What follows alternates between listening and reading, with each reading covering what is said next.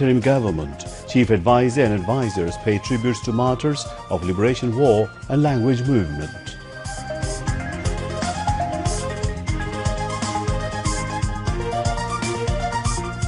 United Nations to extend all-out cooperation to Bangladesh's interim government. US, EU, Indian Prime Minister Narendra Modi, Pakistan Prime Minister Shehbaz Sharif and Chief Minister of West Bengal Mamata Banerjee greet Professor Dr. Mohammad Yunus. Residents' Committee to Protect Discipline formed across the country, with students and public remaining alert to maintain communal harmony and ensure security to the minorities. Police personnel returning to respective workplaces. 29 police stations in the capital resume providing services with army support.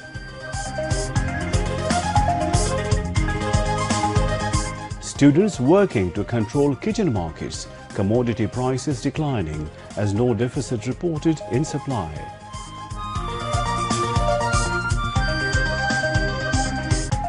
United States, Egypt and Qatar call on Hamas and Israel to resume talks over ceasefire and hostage release deal. And Bangladesh A team leave Dhaka for Pakistan to play 2 4-day and 3 one-day matches. Assalamu alaikum viewers, this is News at 10 on BTV and BTV World. I'm Imtiaz Ahmed Siddiqui. You just heard the headlines. Moving on to the details of those and other stories. The Cabinet Division has announced the portfolios of the members of the interim government that was sworn in on Thursday night. A Gazette notification was published in this regard today. The portfolios of the advisors to the interim government are as follows.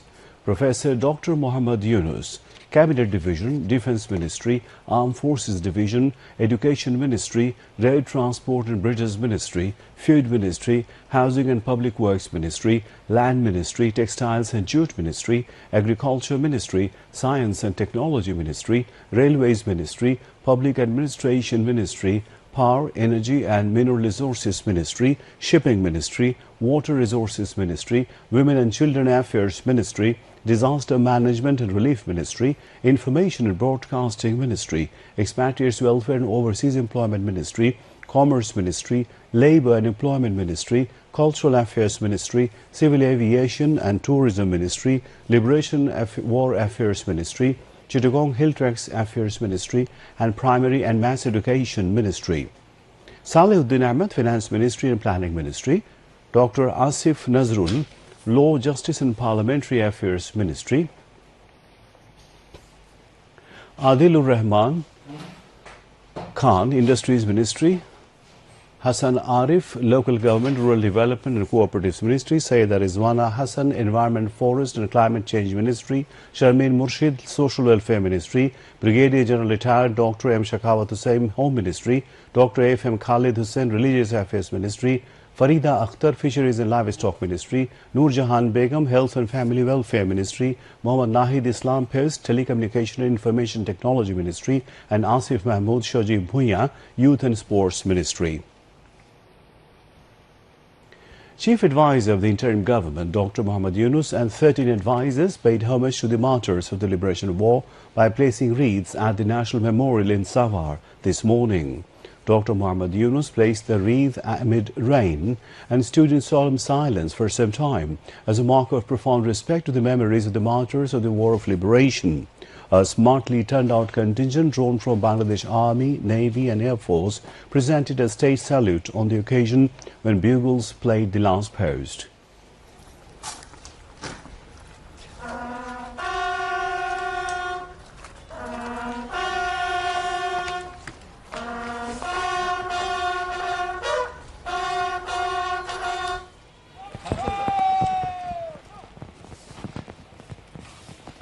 The advisors of the newly formed interim government, chiefs of the 3 services and high civil and military officials were present on the occasion. Later, flanked by other advisors, Dr. Mohammad Yunus also placed another wreath.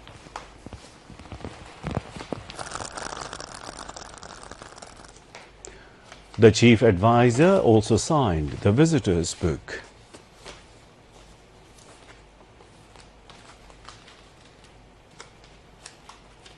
Later, Chief Advisor Dr. Mohammad Yunus paid homage to the martyrs of the language movement by placing wreaths at the central Shahid Minar. Dr. Mohammad Yunus placed the wreath amid light rain and stood in solemn silence for some time as a mark of profound respect to the memories of the martyrs of the language movement. The advisors of the newly formed interim government also paid homage to the martyrs of the language movement by placing wreaths.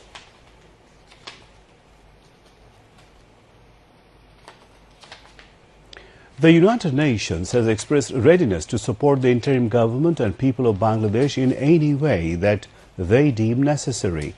Deputy spokesman, the UN Secretary-General Farhan Haq said this while briefing reporters at UN headquarters in New York on Thursday local time. The United States welcomed the new interim government in Bangladesh, led by Nobel Peace Laureate Dr. Mohammad Yunus, saying it hoped to work together to advance democracy. State Department spokesman Matthew Miller said this to reporters yesterday. He said that the highest-ranking U.S. diplomat in Bangladesh, Helen Lafave, attended the inauguration ceremony and has been in touch with the interim government. Meanwhile, European Union EU Foreign Policy Chief Joseph Borrell welcomed the swearing-in of Nobel Peace Prize winner Dr. Mohammad Yunus as Bangladesh's interim leader. Borrell said the EU looks forward to engaging with the new administration and supporting this critical transition, which should be part of a peaceful and inclusive process underpinned by good governance, democratic values and respect for human rights. China has welcomed Bangladesh's interim government and said Beijing stands ready to work with Bangladesh to promote bilateral exchanges and cooperation in various areas, as well as further advance the comprehensive strategic cooperative partnership between the two countries. A spokesperson at the Chinese Ministry of Foreign Affairs said this today. The spokesperson said that the friendship between China and Bangladesh runs long and deep, while China values its relations with Bangladesh. Meanwhile, Indian Prime Minister Narendra Modi offered his best wishes to Bangladesh's newly sworn-in interim leader Mohammad Yunus, saying New Delhi was committed to working with neighbouring Dhaka. Modi wrote this yesterday on social media platform X. He said India remains committed to working with Bangladesh to fulfill the shared aspirations of both the country's peoples for peace, security and development. Meanwhile, Mamata Banerjee, Chief Minister of Indian state of West Bengal, welcomed Nobel laureate Dr. Mohammad Yunus for his appointment as the chief advisor to the new interim government. She said this in a message posted on her Facebook account today. Meanwhile, Pakistan Prime Minister Shehbaz Sharif has congratulated Professor Dr. Mohammad Yunus on his swearing-in as the chief advisor of Bangladesh interim government. Pakistan Premier wished him great success in steering Bangladesh towards a prosperous future. Chief advisor to the interim government, Professor Dr. Mohammad Yunus, is scheduled to visit the family of Abu Saeed, a student of Begum Rokeya University in Rangpur, who was killed during the anti-discrimination student movement. He will be accompanied by two student representatives of the Advisory Council. Abu Saeed was killed in police firing during quota reform protests in Rangpur on July 16. After the video of the incident went viral, the movement intensified across the country. At one stage, the anti-discrimination student movement turned into a mass upsurge, demanding the resignation of Prime Minister Sheikh Hasina. As a result, Sheikh Hasina resigned from the post of Prime Minister on Monday. Various police stations across the country have resumed operations. Members of police with assistance from army personnel started joining their respective workplaces. 29 stations of Dhaka Metropolitan Police have already started providing services. Reports say police stations of Romna, Kolabagan, Dhanmondi, Hazaribagh, Kotwali, Chowkbazar, Shutrapur, Demra, Genderia, Motijhil, Shobujbagh, Shahjahanpur, Shere Bangla Nogor, Hatirjhil, Shah Ali, Kafrul, Bhashantek, Darussalam, Rupnogor, Cantonment, Bonani, Uttara West, Uttar Khan and airport in the capital have resumed operations. The public life in the capital has started returning to normalcy by overcoming panic. Residents of the city are united to resist any type of violence. Residents' committees have been formed in different neighborhoods. Many places across the country experience anarchy, including arson and dacoity, after the fall of the government. Common people fell in trouble due to absence of law enforcers. Following the reality, common people came out to tackle the situation and check untoward incidents. As a result, the situation improved to a great extent. Confidence level of people living in the capital is going up following the oath of the interim government. Students of different educational institutions across the country, including the capital city of Dhaka, are working relentlessly for easing traffic congestion. They are also working to make the city clean. The students were seen working today, though it was a weekly holiday. The city dwellers do not feel the absence of traffic police and cleaners following the activities of the students. In almost every area of the capital city, students of different educational institutions were seen today for the fourth consecutive day to do the voluntary job. Some were seen to collect various kinds of waste, including plastic bottles and packets of crackers, and some keep them in black and white bags. Some were seen to clean roads and footpaths. Some others stood at various crossings of the capital city and maintained the traffic system. The students tried to strain the bus drivers not to stop here and there, which is one of the reasons for traffic congestion. The students were also seen to advise the motorbikers to use a helmet. They also advised the car drivers to fasten seat belt. The students requested those who were running motorbikes without helmets to use helmets next time. The students also visited various areas in the night to ensure security of the city dwellers. The people praised the voluntary activities and gestures of the students. Some of the city dwellers were seen to provide food and water bottles to the students who took the responsibility of easing traffic congestion and cleaning the city. Students, political activists and members of voluntary organizations are on watchful guard to tackle violence and anarchy following the upsurge of anti-discrimination student movement. They are working round the clock to ensure communal harmony as well as protecting the establishments of minority communities. In Jhalokati, students and common people remain alert to check looting, attacks on shops, markets and religious establishments. In Bogura, students and people remain alert against social chaos and violence. They are working to maintain communal harmony as well as protecting establishments of minorities. In Mymensingh, students and members of political parties and voluntary organizations are working to check violence and anarchy as well as ensuring communal harmony alongside protecting the establishments of minorities. In Nator, students and political activists are on watchful guard to check and tackle violence and anarchy. They are working to ensure communal harmony and protecting religious establishments of the minorities. In Sirajganj, political activists as well as common people and members of voluntary organizations are working to tackle violence and protecting establishments of minorities.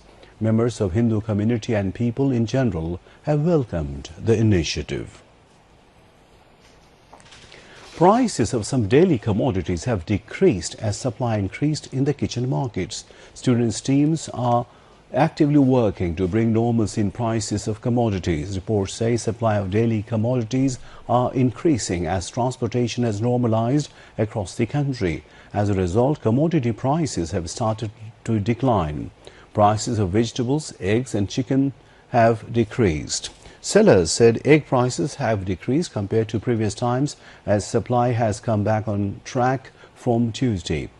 Meanwhile, prices of coarse and fine rices hiked by 1 or 2 taka per kilogram due to transport crisis. However, sellers are continuing to sell rices with the same price. Businessmen are blaming supply crisis and millers as well as transportation for the situation. Consumers hope that prices will fall as syndicate has no existence in the present scenario. At the same time, all concerned should remain vigilant to prevent transport extortion so that normalcy continue in kitchen markets. People concerned said strict measures should be maintained from now on so that no syndicate or vested circle can manipulate markets in the coming days amid the changed reality. And now international news.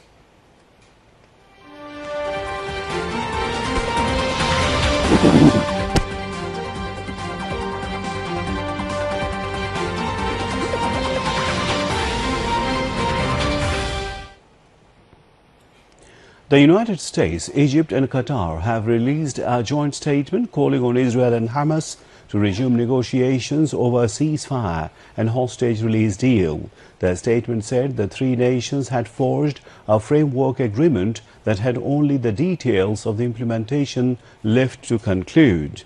Israel said it would send negotiators to the proposed talks, which are penciled in for 15 August in Doha or Cairo. Hamas did not immediately respond. The renewed diplomatic push will be seen as an attempt to stop regional tensions from spiraling out of control after Hamas leader Ismail Haniyeh was assassinated last week. Iran blaming Israel was vowed a response, though Israel has not commented directly on the killing.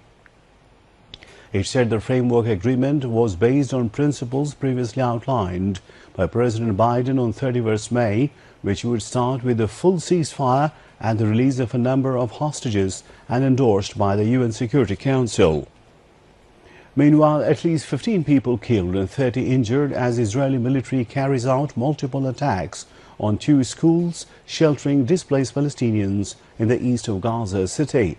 At least 39,699 people have been killed and 91,722 wounded in Israel's war on Gaza. ABC News has said it will host the first debate between Donald Trump and Kamala Harris on 10 September. The network confirmed the showdown in a post on X, formerly Twitter, after Trump said on Thursday that he would be open to debating his Democratic rival multiple times before the November election. Trump said he thinks they should do 3 debates, suggesting 2 additional debates that he said would be hosted by Fox News and NBC respectively. Ms. Harris confirmed that she will attend the ABC debate while at an event in Michigan on Thursday, and said later that she would be open to additional debates. The network said the debate will be moderated by World News Tonight anchor and managing director David Muir and ABC News Live Prime anchor Lindsay Davis. Meanwhile, at the event in Detroit, Harris said she is looking forward to debating Donald Trump and they have a date of September 10. She said she heard Trump is finally committed to it and she is looking forward to it. Trump, the Republican candidate, debated President Joe Biden once in June. The two were slated to do so again on 10 September, but Mr. Biden withdrew from the presidential race after a disastrous performance against Trump in the televised matchup that paved the way for Ms. Harris to become the Democratic nominee. Referring to 3 days into Ukraine's cross-border attack on Russia's Kursk region, Ukraine's President Volodymyr Zelensky has said Moscow must feel the consequences for its invasion of Ukraine. Russia brought the war to our land and should feel what it has done, Mr. Zelensky said in his Thursday evening address without directly referring to the Ukrainian offensive. Russia says at least 1,000 Ukrainian troops supported by tanks and armored vehicles entered its territory on Tuesday morning in what appears to be one of the largest assaults on Russian soil since the war began. Russian President Vladimir Putin earlier accused Ukraine of a major provocation. Ukrainian officials have been largely silent on the offensive. The exact situation on the ground is hard to determine, with few specific details released by either side. And now sports news.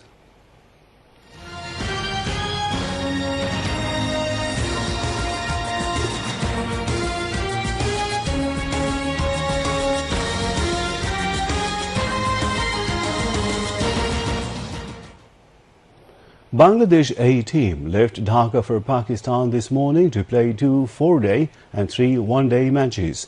The Bangladesh A team left for Pakistan by a Qatar Airlines flight at 10:55 a.m. After a long transit in Qatar, the team is scheduled to reach Pakistan tomorrow morning. Anamul Haq Bijoy will lead Bangladesh A team in the 4-day match against Pakistan A team, which will start on August 13 and 20. The 3 ODIs will be played on August 26, 28 and 30 respectively. Play of the Paris Olympic Games is continuing on the position. Australia is third in the table with 18 gold, 15 silver and 14 bronze medals. France is fourth in the table with 14 gold, 19 silver and 22 bronze medals. On the other hand, Great Britain is in the fifth with 14 gold, 17 silver and 21 bronze medals. To end the bulletin headlines once again. Portfolios distributed among advisors of interim government. Chief advisor and advisors pay tributes to martyrs of liberation war and language movement.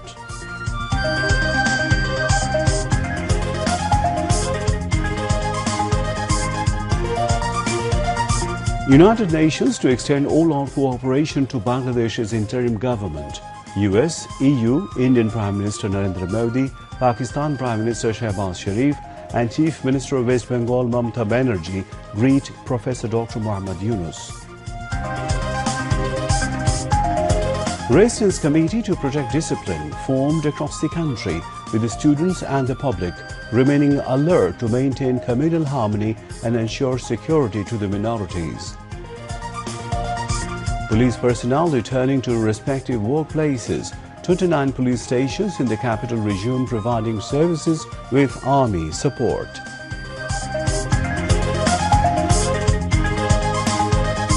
Students working to control kitchen markets, commodity prices declining as no deficit reported in supply.